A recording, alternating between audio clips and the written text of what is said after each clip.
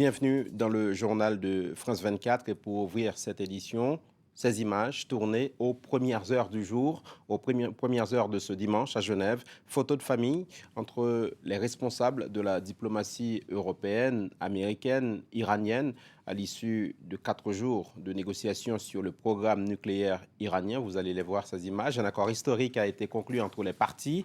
Les parties engagées dans ces négociations s'en félicitent. Nous retrouvons tout de suite à Genève Antoine Mariotti, notre envoyé spécial. Antoine, qu'y a-t-il déjà dans cet accord?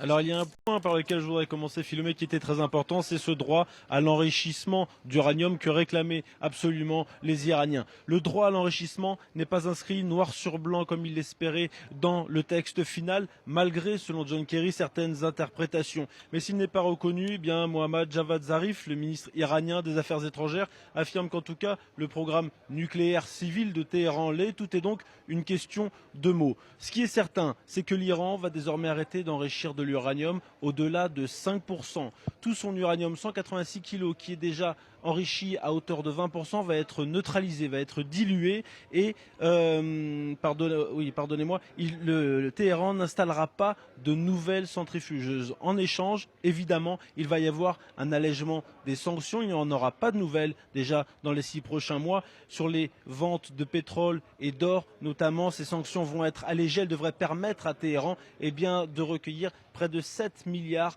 de dollars de liquidités. Il y a une commission conjointe qui va être mise en place pour vérifier que cet accord est bien appliqué des deux côtés. Antoine, ces négociations duraient depuis des jours. L'optimisme n'était pas vraiment de mise. On imagine à Genève un sentiment de soulagement. L'optimisme n'était pas vraiment de mise, mais il était quand même régulièrement présent. On s'attendait à ce qu'il y ait un accord aujourd'hui, un peu plus tôt, puisque ces négociations ont duré. Elles ont été un peu inquiétantes à un moment donné, puisqu'il y avait des points d'achoppement qui posaient problème, comme la centrale d'Arak qui finalement va a priori être stoppée, comme le réclamaient les Français. Catherine Ashton, avec qui nous avons pu nous entretenir tout à l'heure dans un rendez-vous privé, ne cachait pas sa satisfaction. Elle est extrêmement heureuse d'être enfin arrivée à cet accord, même si ce n'est qu'une première étape.